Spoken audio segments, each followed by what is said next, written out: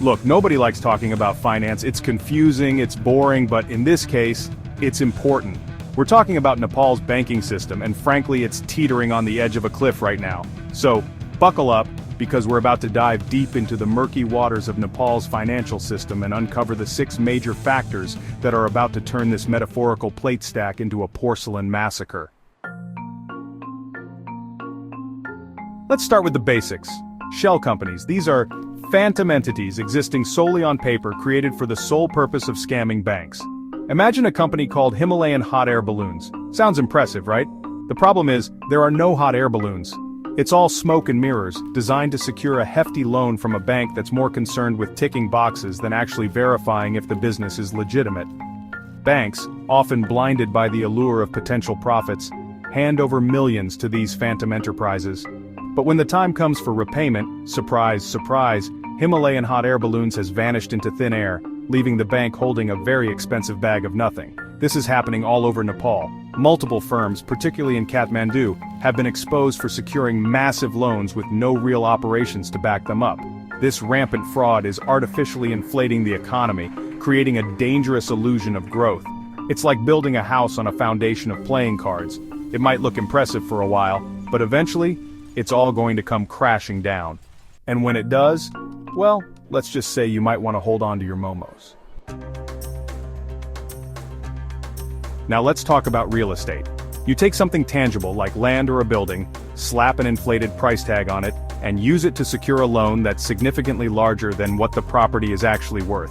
Imagine this, a beautiful plot of land nestled amidst the picturesque hills of Pokhara. Its true market value, let's say, NPR 1 crore. But with a little creative accounting, that value magically doubles to NPR 2 crore on paper. Suddenly, our opportunistic landowner can waltz into a bank, present this inflated valuation, and secure a loan for, say, NPR 1.5 crore. The bank, blinded by the seemingly rock-solid collateral, happily obliges. But when the borrower inevitably defaults, the bank is left holding a piece of land that's actually worth half of what they lent out. This practice of overvaluing property is rampant in Nepal, fueled by weak regulations, a lack of transparency, and let's be honest, a healthy dose of good old-fashioned corruption. It's a dangerous game of financial Jenga, where each inflated valuation adds another wobbly block to an already unstable tower, and the consequences are far-reaching. Alright, let's talk about business loans. In a perfect world, these loans would be used for, actual business stuff. Imagine this. A retailer in Kathmandu decides to take out a business loan. They tell the bank they need NPR 50 lakh to renovate their store, expand their inventory, maybe even launch a fancy new marketing campaign. The bank, impressed by their entrepreneurial spirit, approves the loan. But here's the plot twist. Instead of investing the money in the business, our savvy entrepreneur decides to treat himself. He buys that shiny new SUV he's always wanted, books a first-class ticket to Bali, and spends the next few weeks living it up on the beach. This misuse of business loans for personal expenses is a widespread problem in Nepal. It's like using your college fund to buy a lifetime supply of instant ramen. Sure, it's fun in the moment, but it's not exactly a sound financial strategy. This reckless spending is putting immense pressure on the banking sector. When borrowers can't repay their loans because they've blown the money on frivolous things, it creates a domino effect. Chapter 4. One collateral, many loans, a recipe for disaster. Securing multiple loans from different banks using the same collateral is a real head-scratcher. Imagine you're a restaurant owner in Kathmandu. You need cash, so you approach a bank for a loan. You offer your restaurant as collateral, and the bank approves a loan of NPR 20 lakh. Instead of using the loan as intended, you approach 3 more banks with the same collateral. Ideally, a system would prevent this, but in Nepal, interbank communication is rare.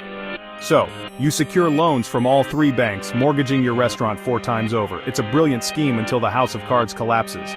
This practice is a ticking time bomb. It creates a dangerous illusion of economic growth. Chapter 5. The Debt Ponzi Scheme, Borrowing to Stay Afloat. Alright folks, buckle up because we're about to enter the truly terrifying realm of debt-fueled Ponzi schemes. Imagine this, a manufacturing company in Lalitpur finds itself in a bit of a pickle. They've taken out a loan of NPR 1 crore, but due to a series of unfortunate events, Mismanagement, market fluctuations, maybe a rogue yak ate their inventory. They can't repay it. Now, in a normal, rational world, this would lead to some uncomfortable conversations with the bank, maybe some restructuring and potentially even bankruptcy. But our intrepid business owner has a different plan. They'll simply take out another loan to cover the first one. So they approach a different bank, spin a tale of woe, and secure a new loan for NPR 1.2 crore. They use this money to pay off the first loan, breathe a sigh of relief, and pat themselves on the back for their financial wizardry. This cycle of borrowing to repay existing debt is a classic warning sign of a looming financial crisis. It creates a dangerous illusion of stability, with borrowers appearing to meet their obligations while actually sinking deeper and deeper into a quagmire of debt. Chapter 6. Smoke and Mirrors, the Deposit Illusion. Alright folks, for our final act of financial deception, let's talk about deposits. Imagine this. A prominent bank in Nepal proudly announces record-breaking deposits of NPR 10 billion. They boast about their financial strength and bright future. Everything seems great, right? Well, not so fast. Behind those numbers lies a darker truth. Many deposits aren't what they seem. They're not liquid, meaning actual cash is much lower than reported. This isn't a problem if everything goes smoothly, but in the financial world, things rarely go as planned. When a financial hiccup occurs, people get nervous. They rush to withdraw their money, and that's when the facade crumbles. The bank, boasting billions, suddenly finds itself short on cash. This is the danger of inflated deposits and insufficient reserves. It's a house of cards built on sand, and when the tide comes in, it washes away. So there you have it. The Nepalese banking system, as we've so expertly dissected, is teetering on the precipice. The question now is, what can be done? Can Nepal pull itself back from the brink, or are we headed for a financial meltdown of epic proportions? That, my friends, is the million-rupee question. But what I do know is this: ignoring the problem won't make it go away. It's time for some serious soul-searching, some tough decisions, and some even tougher regulations. The future of Nepal's economy depends on it.